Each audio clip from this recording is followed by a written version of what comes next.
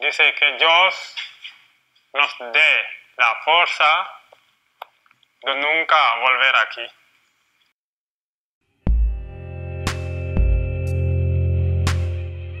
En el año 2006 llegaron unos 30 y pico mil migrantes de África a España.